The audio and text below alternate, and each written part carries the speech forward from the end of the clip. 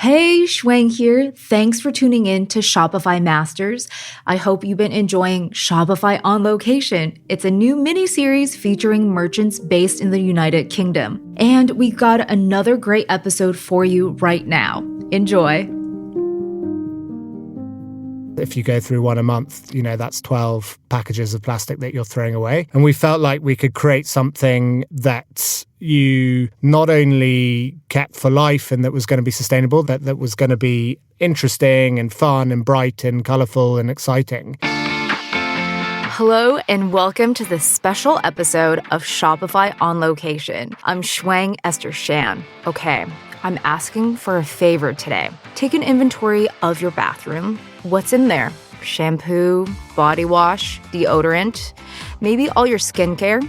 Kind of crazy that they're mostly in plastic containers, right? That's exactly what Charlie Bowes-Lyon and Freddie Ward thought. Charlie and Freddie are childhood friends turned business partners, and they had a simple idea. Get rid of all that single-use plastic. Together, they launched Wild in 2020, and their first product, a refillable deodorant stick. Charlie's here with me in London today to talk about how this simple idea grew into a multi-million-dollar personal care brand. Thank you so much for being here today, Charlie. Thanks very much for having me. Tell us why tackling this problem of eliminating waste from the bathroom was so important to you. So I think we looked around the house and everything from kind of fashion to the kitchen, and there's a lot of concentration from several different companies now on creating more sustainable clothes. Lots of really interesting companies creating different washing tablets or kitchen stuff that you'll use that basically eradicates plastic and is using natural ingredients. And we just felt when you looked at the bathroom, there was no one really tackling plastic waste in there. And if you think about it, you've got, as you said, everything from shampoo and conditioner and shower gel through to toothpaste and deodorant and loads more. And most people's bathroom is absolutely packed full of plastic. And part of the problem is most people have a bin in their bathroom which is separate to the bins that they normally keep in their kitchen. And in their kitchen, they might have a recycling bin, maybe a compost bin and a kind of normal bin. But in their bathroom, they've only got one bin, and most people just put that bin into the kind of normal rubbish. So very, very little plastic in the bathroom gets recycled, even some of it which can be recycled. And we felt like, not only did we want to reduce that problem and bring awareness to it, but we felt like we could remove plastic or even, single-use materials completely and just find stuff that was compostable or widely recyclable, and that could make a kind of big difference to the sort of end game of reducing plastic from our oceans and dumps. Tell us about your first product, the refillable deodorant. What sets it apart and how different is it by using it? It's really different, I think. I mean, if you think stereotypically of deodorant, they're quite boring products. They've all been mostly the same, typically a kind of antiperspirant spray on or stick that not much has changed in decades, basically. And actually a natural deodorant has existed for decades as well, but historically has had a kind of really bad reputation and for not working, and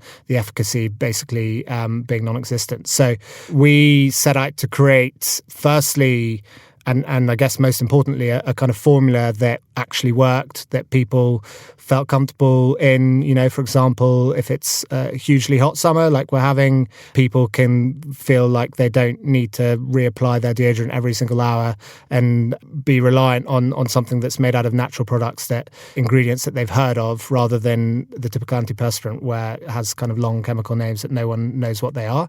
I think obviously the biggest change is the sustainable angles. So there are good products out there, good natural deodorants out there now, but most of them come in this sort of single-use plastic packaging. And if you go through one a month, that's 12 packages of plastic that you're throwing away. And we felt like we could create something that you not only kept for life and that was going to be sustainable, but that was going to be interesting and fun and bright and colorful and exciting. So it was sort of a twofold product. One where we wanted to, basically create something Instagrammable that people would happily share about. And secondly was the sort of sustainable element. So you obviously get your case, which lasts for a lifetime, and this is made from aluminium, which is also widely recyclable. And then your refills, so every month or a couple of months you get your refills through the post or in Sainsbury's or Boots, and this the packaging for this is made out of bamboo pulp. And this is a really great ingredient because it's essentially bamboo grows like a weed. It grows super fast. It can be composted, so if you put it in your garden compost, it will break down in about 12 to 18 months. You can grow plants out of the empty cases, you can recycle it. So it basically will cease to exist within a couple of years, and that's what we wanted. So, the idea simply is you keep your case and you just keep getting refills and you contribute no waste at all. One aspect, like you mentioned, is the impact it will have on the reduction of waste. The other side is all the fun flavors, I want to say, or the fun scents that you have, and they change so often. So tell us about a bit of that strategy behind that. Again, this ties into, what has historically been a really boring product, deodorant, and trying to revamp it, make it fun. Why should they all have that kind of chemically smell? Why can't they smell of things like, we just released a passion fruit martini scent. Some of our more wacky ones, we did a toffee apple scent for Halloween.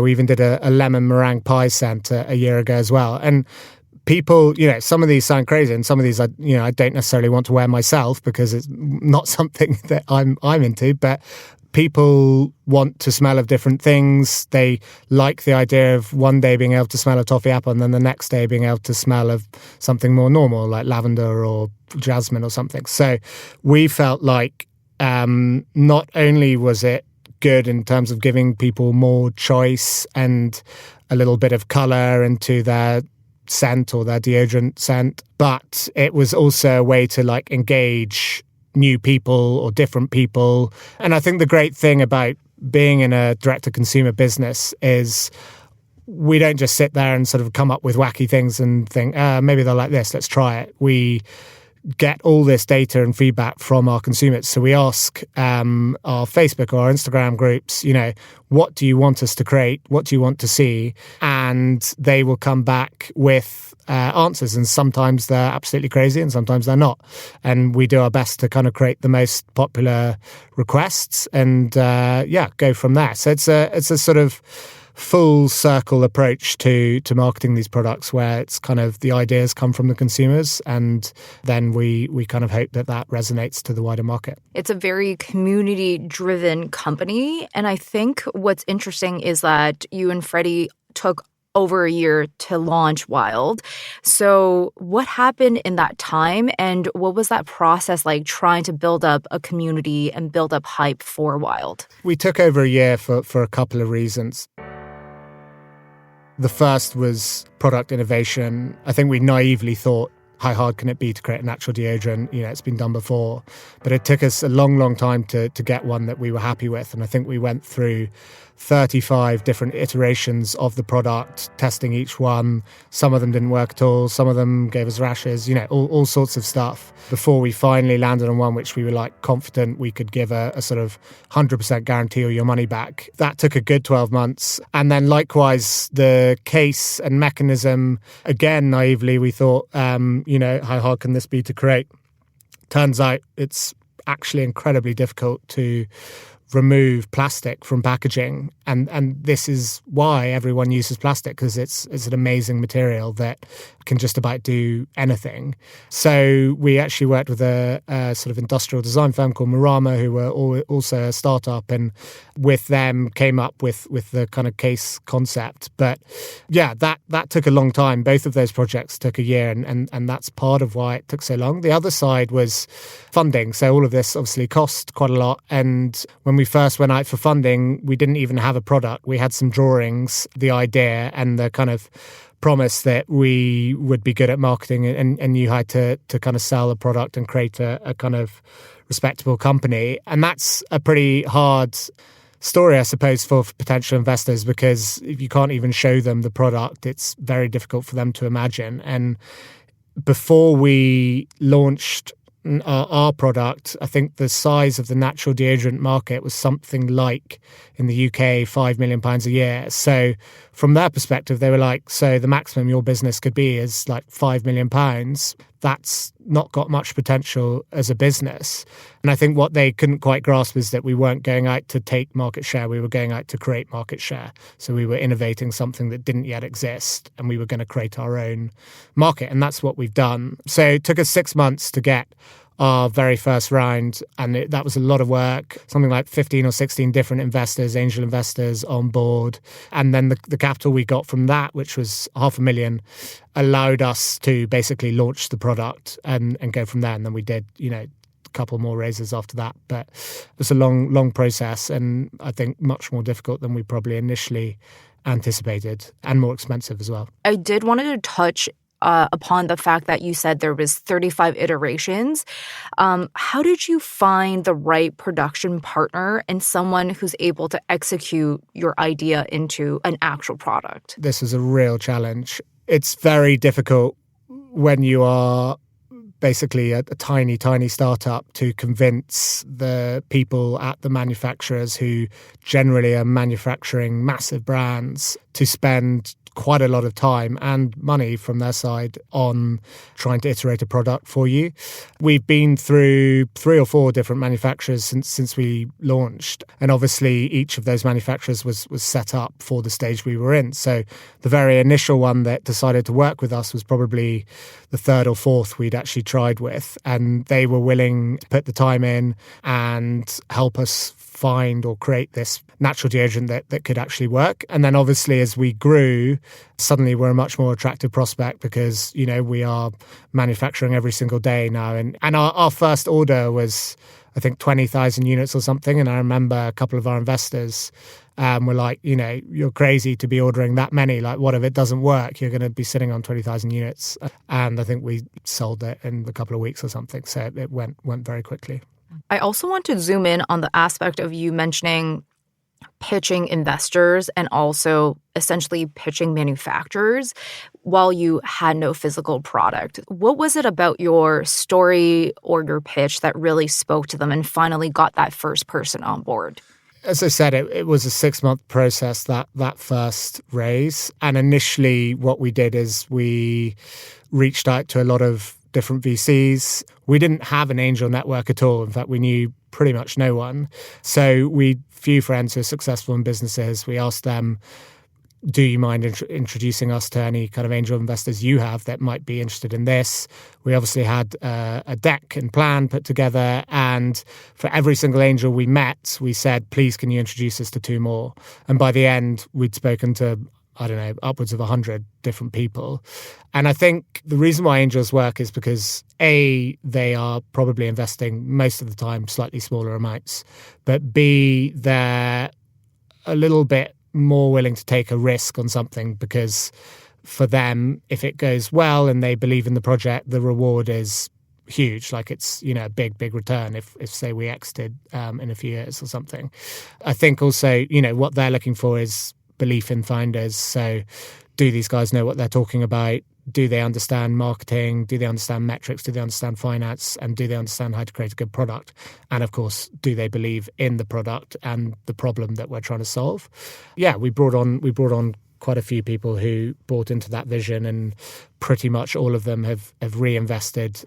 I think we were probably quite lucky to have angel investors instead of VC because we weren't ready for VCs at that point. And what was it about reaching to individual investors versus doing a crowdfunding campaign right off the bat? How did you decide which paths to take? So we actually did a little Kickstarter, but that was more to launch the product. I think we did 12K of sales or something. I think basically it's hard, again, to crowdfund when all you have is drawings.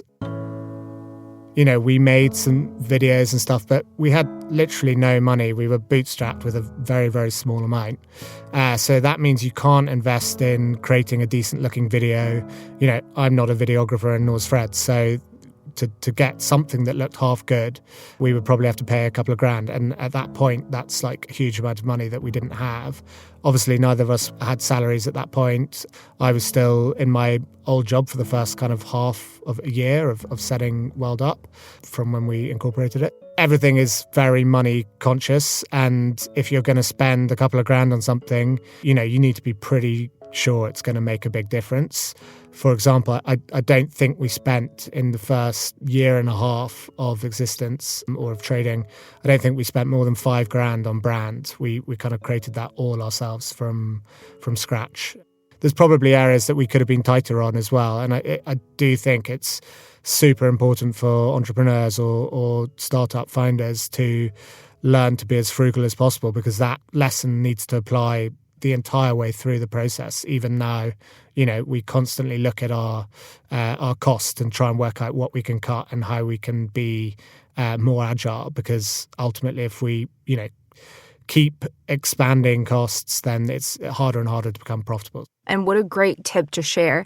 I'm chatting with Charlie Bowes-Lyon, the co-founder of Wild, the sustainable personal care brand, reducing waste from bathrooms one product at a time. So I do want to dig into marketing more. So tell us about the things you did to actually build up this following on Instagram and Facebook initially. To begin with, when we launched, we still are very performance marketing driven. So, obviously Facebook and Instagram, Google, we now use YouTube, TikTok, Reddit, a huge variety of channels, influencer. And I think in those early days, it was, to be honest, primarily Facebook, but we also did a lot of organic marketing. So before we even launched, we created big email lists. We went out and got involved in tons of different Facebook groups, on Mumsnet, on any forum we could find, Quora, basically anywhere that we could speak to people and try and convince them that this was a product that they should sign up to hear more about or purchase. So we pre-launched for a month in March 2020. Before launching in April 2020. And because of that activity, we were able to hit the ground running really fast, because we had built up a database of, tens of thousands of emails. So I think we did 100K of sales in our pre-launch, which just gave us sort of real, I suppose, confidence that we did have a product that people actually wanted. And that meant that when it came to launch in April, we were happy to put sort of significant money behind our Facebook and Google campaigns. But yeah, I mean, it was sort of relatively simple, I suppose, then in terms of launch, whereas now it's all about multiple markets, multiple channels, making sure you're not overly reliant on one single channel, and hopefully multiple products, and then kind of offline and versus online. So what's interesting here is you said before launch you had tens and thousands of emails collected for an email list. How did you make sure that someone engaging with you on a forum or on a group would give you your email, and how much manual work was involved to make sure that happened? A lot of manual work. So I think we probably joined over 500 Facebook social groups. And that might be a recycling group in Brixton, or it might be, something in Yorkshire. They would all be sustainability focused. And we would go on, and normally you have to ask the owner of the group or the moderators and say, do you mind if I post something in this group about my new product, it's sustainable, etc. If they said yes, then we would do a little pitch, and we'd probably have a type form or a link to kind of email sign up on the website and get their kind of emails that way. So sometimes, some of those groups would yield nothing, and some of them would be great. We also created our own socials, obviously, and started producing content. So that got some buy-in. And we also created a VIP Facebook group, which we still have. And this is really the group where we do a lot of our kind of consumer research and get scent ideas and case ideas and so on. And that's got about 4,000 people now, I think. We do things like scent clubs. So we invite them to come to the office and smell a whole load of the scents that we've produced and see which ones we should release, all that sort of stuff. A big part of people buying personal care products is in physical stores. So, they can smell it, they can try it. What kind of content did you make to make sure that people who didn't have the chance to try the product or smell it be confident to actually purchase it online? Yeah, so I think it's very emotive content. If you look at our brand across socials or our emails or the website, it's very bright. And I think we set out purposefully to create something that was the opposite, really, of what sustainability has typically been. Certainly, when we created this, when we thought of sustainable shots, we thought of dark greens and greys and kind of, those sort of foresty colours. And we felt like that in some way was, not helpful for an online business because it just doesn't stand out. It almost is kind of camouflaged into the background of whatever, Facebook or Instagram scrolling you might be doing. We set out to create this sort of really bright and bold brand, and I think that's what we've done. That's used to get people's attention, stop them scrolling, to take a look at us. With a wider team, we're able to produce lots more content. So we did a big YouTube campaign not long ago with about a kind of polar bear who had a sex kink about climate change and pollution. That kind of stuff was just utterly ridiculous, and people are like, what the hell did I just watch? But they love it, and it gets hugely shared, and it gets hundreds of thousands of views, millions of views, and that's the kind of stuff that grabs attention. And then people are like, okay, this is different, maybe I'll give it a try, because it's not that sort of stereotypical dark green sustainable brand. It's actually something fun, and it's making me feel good about myself. And, likewise with the messaging, I think it's, we set out with, always saying we're not a brand that's going to go and make people feel bad about themselves and say, what are you doing? Look at all your plastic waste. You're a bad person. We wanted to set out and convey positivity, good messages. So if you can make one small change by using our brand, that's great. No one's perfect. Everyone can make small changes. And we felt that as long as we could help people make that change in a sort of positive way that was fun and that they would enjoy doing, then, they would want to kind of stick with us. It's very fun branding and messaging. So, in the beginning, I too was wondering, why would anyone want to follow a deodorant company? But yeah, I totally get it now.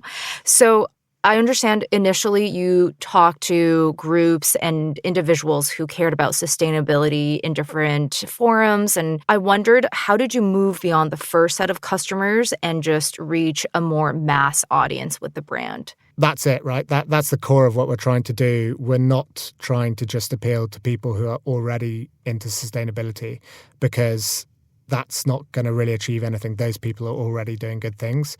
To be successful, we need to be a mainstream brand. We need to be as well known as Sure or Dove or any of these other big deodorant names. And I think the key to success for any sustainable business is to create something that is as good, if not better, than the best in category that isn't sustainable. So for us, we set out to create a product that was, had 100% efficacy, worked really well, at the same time was hugely convenient. It's a lovely idea to think that we could all go and refill all of our things from supermarkets every week, but realistically we don't, or most people don't. And so we needed to create something that was super convenient. So, you can get Wild on subscription. It is completely flexible. You can cancel at any time. There's no buy-in. You can get it once every 6 months. You can get it once every month, whatever you want. It's completely flexible. And I think that convenience and ability for people to not even have to think about buying deodorant really once they've set up their subscription is hugely important. Yeah, and then the kind of look and feel, I guess, people genuinely want to show off their product, and that's an important thing because that's how we go viral and that's how they tell their friends about it. And one of the biggest ways that you appeal to people who aren't already into sustainability is through customers referring their friends. And I think about 25 to 30% of our sales is through referral now.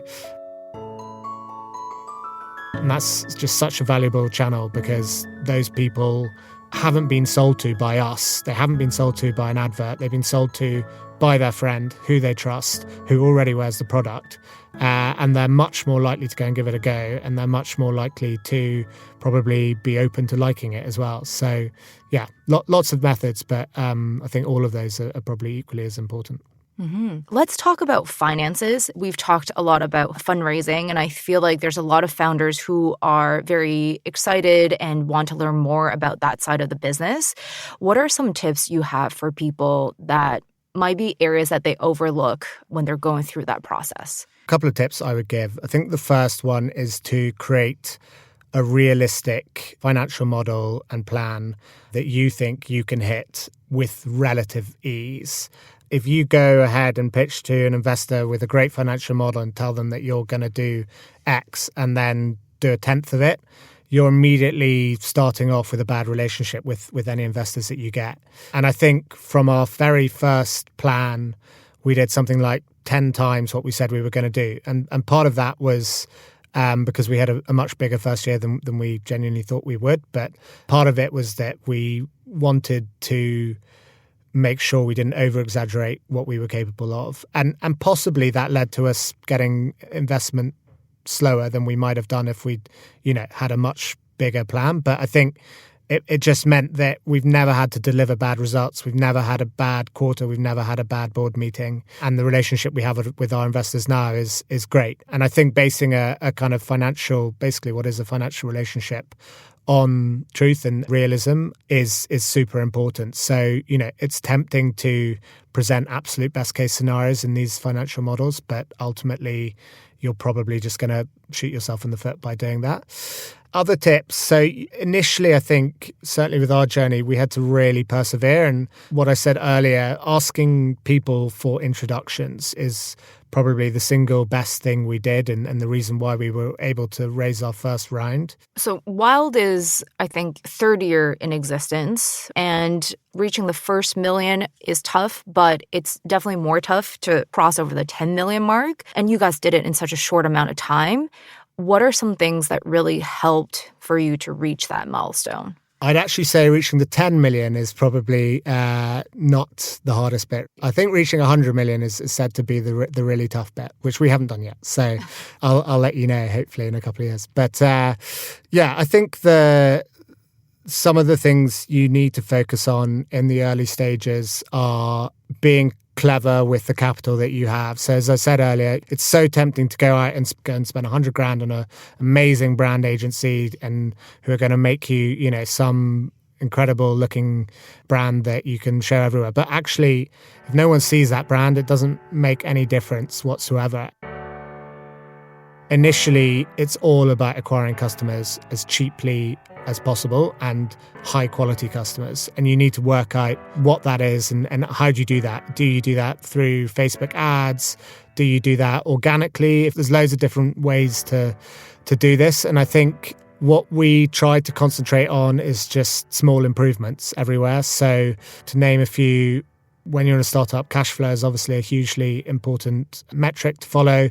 And one of the things we did was to constantly ask for payment reviews on everything. So whether that's like our Shopify payments or getting invoicing, getting larger payment delays so that we don't have to pay some of our manufacturers for 90 days. And that means we can get the product from them, sell it, get the money in, and then pay them rather than paying them in advance. And having that sort of positive cash flow is more important, arguably, than becoming profitable, or at least important in terms of not losing too much money. And if you're growing, positive cash flow makes a huge difference because in theory, you can pay for everything you spent this month in 3 months' time. And in 3 months' time, you're larger than you are now. So your cash in is greater than your cash out. Another big thing we've always tried to concentrate on is the conversion rate optimization of our website. If you spend 10 grand on ads and you convert 1% of the people on your site and you can increase that to 2%, you literally double your sales without any extra cost. So we're constantly doing A/B tests or looking at ways to improve our website and convert higher and higher. And I think it's fair to say we've got one of the best conversion rates on our site in any business, really. It's normally around 7 to 8% and can go up to kind of 10% plus. So it's, super, super important metric. And I was speaking with a friend who runs a sort of small startup the other day, and they hadn't really thought about that. And just the little changes they could make on their site made all the difference and trebled their business, and it didn't cost them anything extra to do it. So all of these little things you should sweat, basically sweat the small things, and don't get sucked into paying large amounts of cash for things that you shouldn't really be spending money on yet. I really liked how you mentioned the cash flow aspect. It's like you're building the business, you're also building this runway for yourself so that you're able to build the business longer without so much pressure. Tell me a little bit more about the things that you've optimized on the website that really helped, maybe some apps and services that really helped you to optimize. We're on Shopify Plus, and we use a service called Recharge for subscriptions. As always, when you start out, it's very hard to negotiate with these people or any of these services, whether it's them or PayPal or, any of the kind of payment services, because you've got little other than kind of a promise of more sales. So I think it has to be done stage by stage, and you have to do this, at least every 3 months. Every time you've grown, go back and ask for more. And so what we would do is, for example, with PayPal or any of our kind of payment services, we would say, okay, we've grown by X amount. Are you able to reduce your fees? And are you able to give us longer payment terms? And often the answer is no, but actually often the answer is yes, certainly on the fees side. So certainly with Recharge, we were able, the bigger we grew, the lower we were able to lower our fees. And if you don't ask on these things, you don't get. So you've got to just keep asking and persevere. And then with the website, I think there's loads of things you can do to optimize. One kind of quite simple app to use that is really good for helping you see what customers are doing on your website. It's called Hotjar, and you can do all sorts of things with that. One being kind of heat maps, so seeing where people are clicking, where people are going on your website. Has recordings, so you can actually watch entire user journeys. And then really crucially, and I'd say this is like a big thing for a business, especially nowadays, is the post-checkout survey. A post-checkout survey means that you ask everyone, where did you see Wild before buying it? And you can literally work out the percentages of sales that come from those channels and roughly see where you should be spending more money. So if 30% of your budget is going in Facebook, but 60% of your sales are coming from it, you probably need to increase your budget in Facebook and lower it somewhere else. That's definitely one worth having. It could be as simple as changing your CTA, your button on the homepage, which gets people to buy, from buy now to learn more or something, and test those two against each other, split the traffic and see which converts better. But there's tons of tests you can do, and we're running them 24/7. And it's exciting when you find a big one, because it can literally, our size, mean millions more in revenue for no extra cost.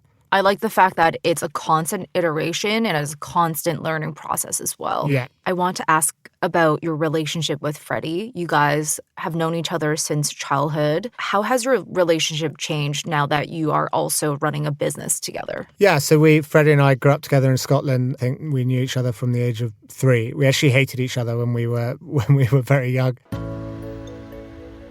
I think we became good friends maybe when we were like 11 or 12, and then ended up going to university in Edinburgh together as well. So, and we lived together in uni. We've been very close friends for a long time. I think no business is worth ruining the friendship over. Let's sit down now before we launch anything and create some clear lines of communication. So if this happens, what we do, for example. So if we have a major disagreement, we know exactly what we need to do. You can take the emotion out, and it can be right, we know we go to the board vote on it, and then we go with what they vote on. We've been pretty fortunate that I don't think we have had any major disagreements, so we haven't had to do that. Fred looks after the kind of operations and finance side of the business. I look after the marketing and tech side of the business. So it's we have very clear and distinctive roles from each other. I would say in terms of our relationship, if anything, we've probably grown closer because we see each other all the time. Yeah, I think it's probably been quite a bonding experience. I've just made him godfather to my babies. So yeah, hopefully that's a good sign that things haven't gone badly. We're tied for life. Yeah, exactly. Whatever happens now is in my child's life, so probably have to stay friends with them. Well, thank you so much for being here, Charlie. Not at all. Thank you so much for having me. That was Charlie Bowes-Lyon, the co-founder of Wild. I'm Shwang Esther Shan. Come join us next time on Shopify on Location.